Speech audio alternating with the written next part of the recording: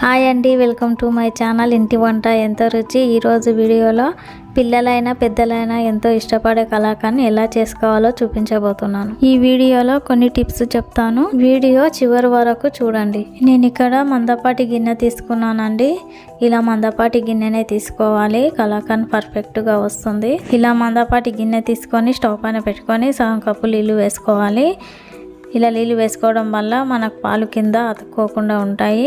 నేను ఇక్కడ లీటర్ పాలు తీసుకుంటున్నానండి. నేను లీటర్ పాలకు సరిపోయే కొలతలు కరెక్ట్గా చెప్తాను. మీరు ఫస్ట్ టైం చేస్తున్న వాళ్ళైనా చాలా పర్ఫెక్ట్గా చేసుకోవచ్చు. స్టవ్ హై ఫ్లేమ్లో పెట్టుకొని వీడియోలో చూపిస్తున్న విధంగా పాలు ఇలా గిన్నె కంటుకోకుండా ఇలా కలుపుతూ ఉడికించుకోవాలి. మీగడంతా మధ్యలో కంటూ ఇలా ఉడికించుకోవాలి. ఈ వీడియోలో చూపిస్తున్న విధంగా స్టవ్ హై ఫ్లేమ్లోనే పెట్టుకోండి. ఈ వీడియోలో చూపిస్తున్న విధంగా మీగడంతా ఇలా మధ్యలో కంటూ కలుపుతూ ఉడికించుకోవాలి పాలని. కలాకండ్ చేసుకోవడానికి 40 నుంచి 50 నిమిషాల వరకు టైం పడుతుందండి. నేను ఇక్కడ లీటర్ పాలు తీసుకున్నాను కదండి, సగం అయ్యేంత వరకు ఉడికించుకుంటున్నాను. సగం అంటే హాఫ్ లీటర్ అయ్యేంత వరకు ఉడికించుకోవాలండి. ఈ వీడియోలో చూపిస్తున్న విధంగా పాలు ఇలా చిక్కబడాలి. ఇలా పాలు కరెక్ట్గా సగం అయ్యాక 100 గ్రాముల చక్కెర తీసుకోవాలి. నేను ఇక్కడ లీటర్ పాలు తీసుకున్నాను కాబట్టి 100 గ్రాముల చక్కెర తీసుకుంటున్నానండి.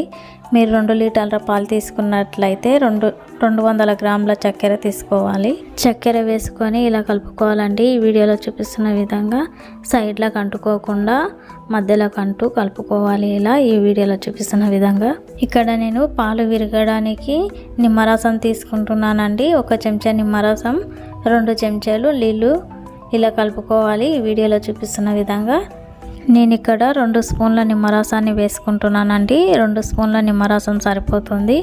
ఎక్కువ వేసుకుంటే కలాకండ్ గట్టిగా అయిపోతుంది. నిమ్మరసం వేసి ఇలా కలుపుతూ ఉండాలి.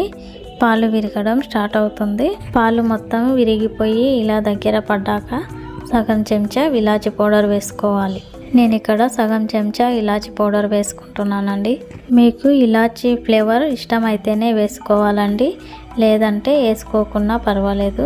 ఇలాచి పౌడర్ వేసుకున్నాక 1 చెంచా నెయ్యి వేసుకొని ఇలా కలుపుకోవాలండి. ఈ వీడియోలో చూపిస్తున్న విధంగా నెయ్యి ఇలా వేరయ్యేంత వరకు ఉడికించుకోవాలండి. ఇలా నెయ్యి వేరైతున్నప్పుడే మనం స్టవ్ ఆఫ్ చేసుకోవాలి. మనం కలాకండ్ ప్లేట్లోకి తీసుకోవడానికి ఇప్పుడు ప్లేట్కు కొంచెం నెయ్యి అప్లై చేసుకోవాలండి. ఇలా ఈ వీడియోలో చూపిస్తున్న విధంగా మనం నెయ్యి రుద్ది పెట్టుకున్న ప్లేట్లోకి ఇలా కలాకండ్ మొత్తం తీసుకోవాలండి. కలాకండ్ ఇలా ప్లేట్లోకి వేసుకొని 1 గంట సేపు ఆరనివ్వాలండి. గంట తర్వాత ఇలా వేరే ప్లేట్లోకి తీసుకొని మనం ఏ షేప్ కావాలంటే ఆ షేప్లో కట్ చేసుకోవచ్చండి. ఈ వీడియోలో చూపిస్తున్న విధంగా ఇలా కట్ చేసుకోవాలి. చూశారు కదండి, కలాకండ్ ఈజీగానే ఇంట్లో ఎలా చేసుకోవాలో.